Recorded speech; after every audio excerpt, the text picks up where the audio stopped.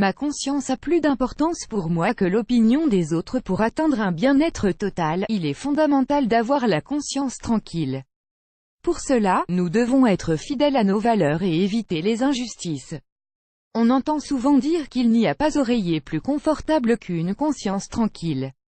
C'est une idée aussi simple que réelle, car notre construction psychologique renferme en son sein une perception de nous-mêmes et du monde, qui doivent cohabiter en harmonie.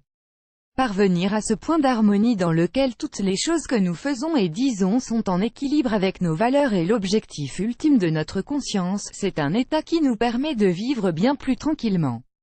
Nous savons que, pour avoir une conscience tranquille, nous devons nous défaire de certaines batailles personnelles qui nous éloignent de certains univers et groupes sociaux.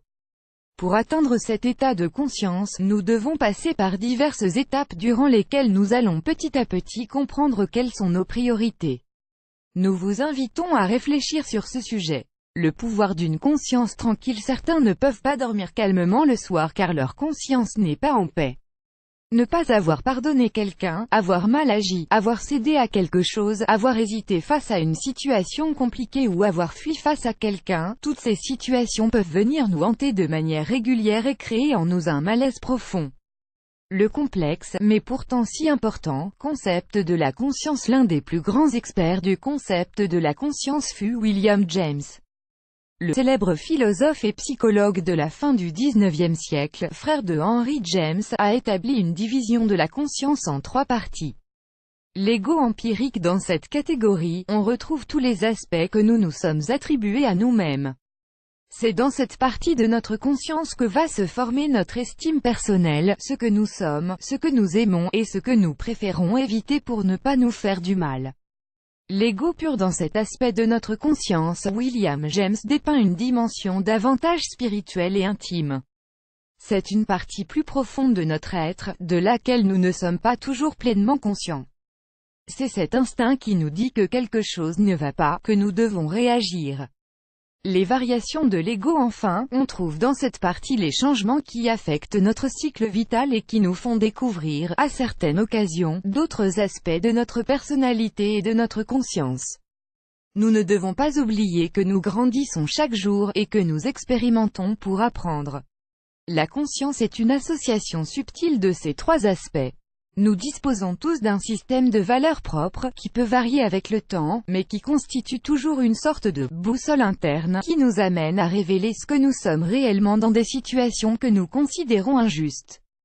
Les risques que nous courons en négligeant notre conscience. Grâce à William James, nous savons que la conscience est quelque chose de profondément ancré à notre être, qui nous guide et nous permet de changer, d'apprendre, pour toujours être capable de distinguer le bien du mal. Nous arrivons à un point de l'article où vous vous demandez peut-être pourquoi certaines personnes agissent en n'écoutant sciemment pas la voix de leur conscience. Voici quelques raisons pour éclairer vos questionnements. Celui qui est davantage centré sur le monde externe et qui ne se laisse guider que par les autres, ou par la nécessité de plaire aux autres, ne s'écoute pas lui-même. Il ne fait pas attention à sa propre conscience, il se néglige et nourrit son propre mal-être, ses problèmes d'estime personnelle.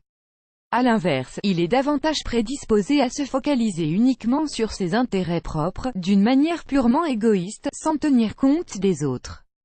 La conscience, comme nous le savons déjà, est formée par nos valeurs et par une essence quasi instinctive, capable de nous indiquer ce qui est bien et ce qui est mal. Cependant, certaines personnes ne parviennent pas à distinguer ces 2 notions, car elles ne recherchent que leur propre bonheur, par tous les moyens, sans avoir de valeur, sans comprendre ce que sont la noblesse et le respect. Apprenez à écouter la voix de votre conscience. Il n'y a rien de plus sain et de plus enrichissant que le fait d'écouter la voix de notre conscience au quotidien. Il est possible que vous pensiez que c'est quelque chose d'acquis, que vous vous disiez à vous-même que vous le faites déjà et que votre vie avance sous le signe de l'harmonie, que chacun de vos actes résonne de concert avec vos valeurs et votre essence. Mais parfois, les opinions des autres vous freinent peut-être un peu, tout comme les conventions et les contextes qui font peser sur vous des attentes importantes. Pour gérer cela, gardez en mémoire les conseils suivants. Si votre conscience vous dit de partir, faites-le. Si elle vous dit de parler et de dire la vérité, ne mentez pas. Si elle vous dit de vous protéger, ne vous négligez pas. Si elle vous dit de rester et d'aider les autres, ne fuyez pas. Si elle vous dit de prendre un risque, ne soyez pas lâche.